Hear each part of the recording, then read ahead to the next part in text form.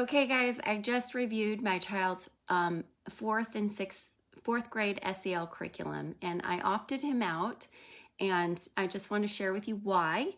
And there wasn't anything super terrible in there, and people are looking through. I don't find it. What's so bad about it?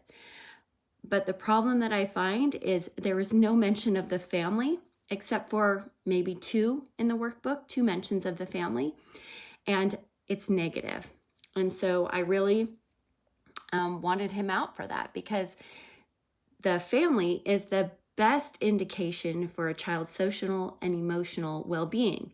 They say that the biggest indication of suicide prevention is having family dinner. So I'm just going to go through with you some of the things. And I asked the teacher if I could come in when they're teaching SEL to the class, and if I could teach it to my kid. And so I'm going to show you the little ways that I'm going to kind of change the words and change the values that are being taught, and why SEL is problematic to be taught in a school setting. So page 7, it talks about helping a unicorn who feels marginalized. And the sentence is, "It is your responsibility to help the unicorn feel better about himself." I don't want to push a social justice activism on my kid.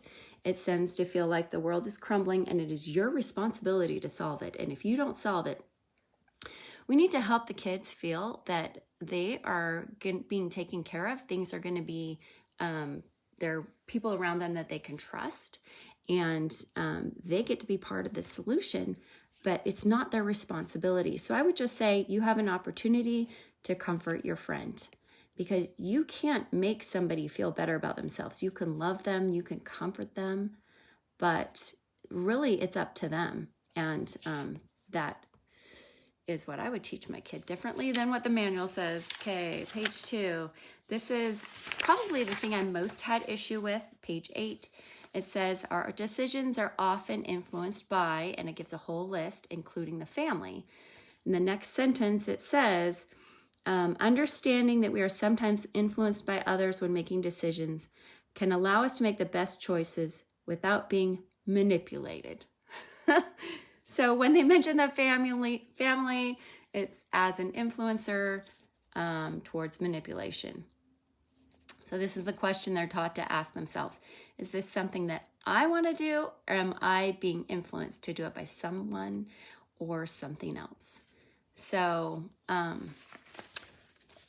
I would say, hey, we want to help you make the best decision. I would change it, put my own values in it. We want what's best for you, for your health.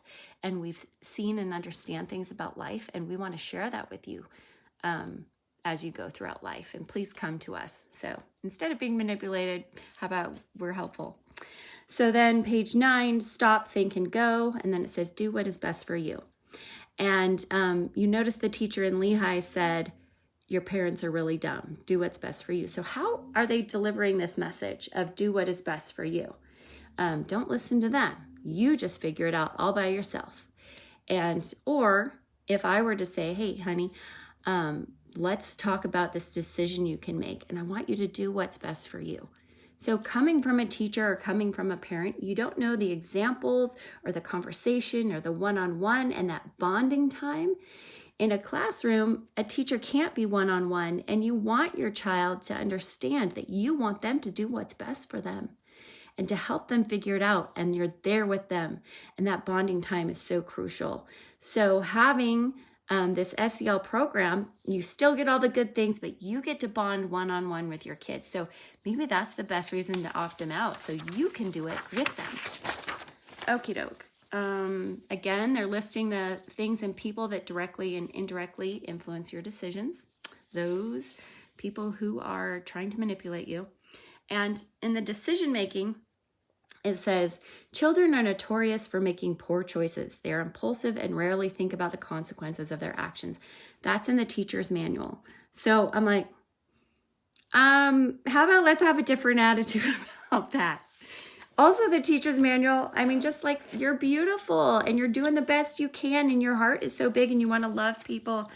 Like if I'm teaching my kid, I'd rather approach it from that angle than, dude, making the worst decisions. So, not that I think other teachers would do that, but it's the delivery that I'm unaware of, and I want to be the one delivering it. Okay, and then another thing that teachers might want to be leery of is 7.6. It's dealing with stress. List all the ways you can deal with stress. There's the negative and the positive, and then you're supposed to put them on the board, and one of the negative is suicide. And then in number 4, it says, tell the students that the only way to determine what coping method works for them is to try different methods out at different times. The legal ramifications are insane. Well, I tried out the suicide one, didn't work for me. So I know that's not what they meant, but still, it's kind of like, on a serious note though, do teachers really want to be responsible for that social and emotional guidance or education when it can affect those kids?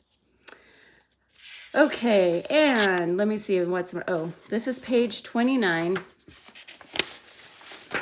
There's more. See, says, we need to listen to both our minds and bodies about the choices we make. No mention of parents, no mention of God, no mention of family, whatever value system they have.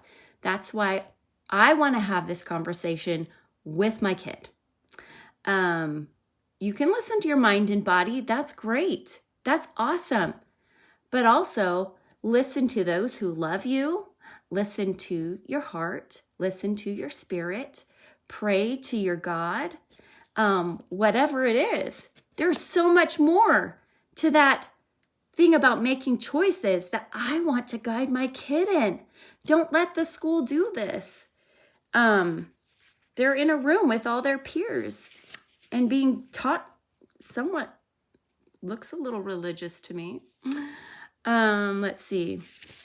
Your personal commitment to be a positive peer and learn to show peer support for your friends. I think that's great. They don't mention parents. There's a lot of people who can help. I'm like, hey, so when I teach this lesson to my kid, I'm going to say, let's list all your friends, grandma, grandpa, cousins, mom, dad. What do they help you do? Do you want to talk to dad about this or mom about this? Do you want to talk to grandma about this? That's great. Go have that conversation. But talking about their support network with them so that they realize what it is instead of a lot of people who can help and leaving out parents. The omission of parents and family who are the greatest indication of social and emotional health is very telling. And let's see. The other mention of family in home says, it's a social skills journal topic on page 31. Your friend is having a lot of problems at home. Give your friend ideas of who she could go to for help. So there was not one positive mention. Just there's a lot of problems at home. There was not one positive mention of family, parents, or home. Family, parents, and home are manipulative and there's problems there. So I'm going to take the good out of this program and personally teach it to my kid and change those things in there that I don't like so that my child truly feels supported and can get that social and emotional health.